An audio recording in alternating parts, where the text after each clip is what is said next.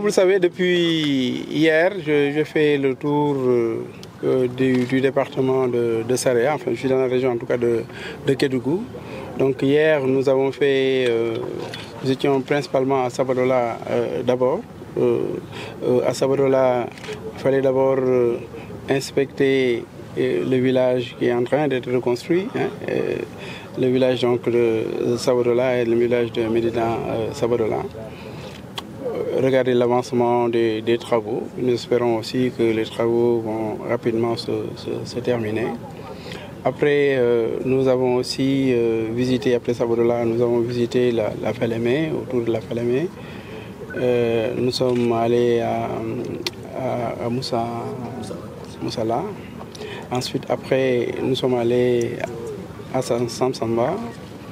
Bon, donc nous avons bien regardé les problèmes qu'il y a au niveau de la Falémé. Il y a beaucoup de requêtes, de revendications autour des questions des sites autour de la Falémé. Pour nous, il fallait voir nous-mêmes et regarder. Nous avons discuté avec les populations. Nous allons les recevoir au niveau de Dakar pour vraiment trouver des solutions à l'ensemble des problèmes au niveau de la Falémé. Aujourd'hui aussi, nous sommes venus dans la zone de Boto, là où nous sommes.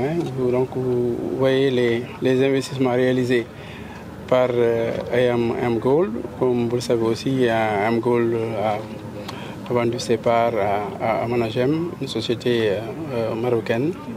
Donc nous voulions regarder donc, les travaux, si tous les travaux étaient terminés, les travaux engagés avec AM Gold. Et bon, nous sommes dans l'ensemble très satisfaits de ce qui a pu se faire, puisque quand même c'est des villages pratiquement totalement reconstruits avec des infrastructures nouvelles, avec des écoles. Là, nous sommes ici au niveau de la mairie, donc de l'hôtel de ville qui est en train de se bâtir.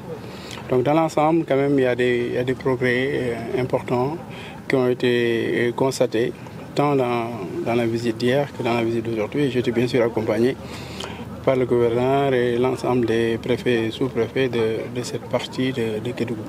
Bon, vous savez, au niveau des collectivités territoriales, il y a plusieurs fonds. C'est vrai que le dernier fonds que nous mettons en place, c'est le fonds d'appui au développement local. Ce fonds, c'est cette année que nous commençons réellement à le mettre en place. Vous savez, dans la loi, dans le code minier, dans la loi portant code minier, dans cette loi, on dit que 0,5% des chiffres d'affaires des sociétés minières doivent être, à nouveau redonnés aux différentes communes impactées.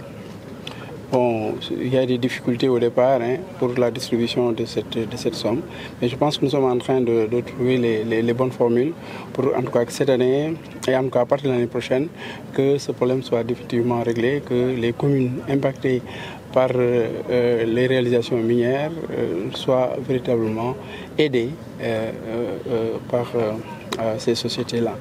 Bon, bien sûr, je sais que c'est, par exemple là, la réalisation, le déplacement du village est un investissement important à réaliser par la société minière.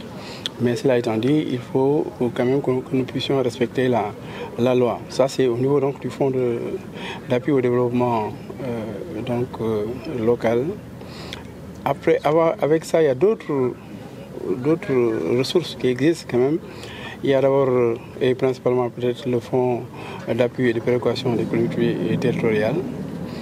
Là aussi, il y a une distribution inégale et nous sommes en train vraiment de trouver aussi les bonnes corrections pour que les communes puissent, les communes impactées, mais toutes les communes, mais les communes impactées aussi, puissent avoir un montant assez important, substantiel, pour pouvoir aussi les aider dans le développement communal.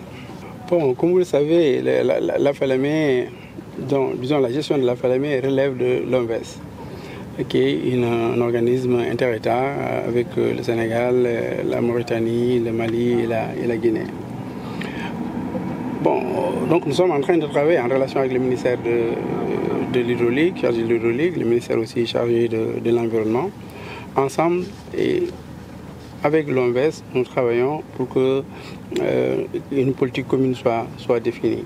C'est sûr que si nous définissons une bonne politique côté Sénégal et de l'autre côté, il y a une autre politique qui va peut-être annihiler ce que nous faisons, ça ne sert à rien. Donc il faudra que l'action soit une action concertée et nous travaillons à cela en relation avec les ministères concernés.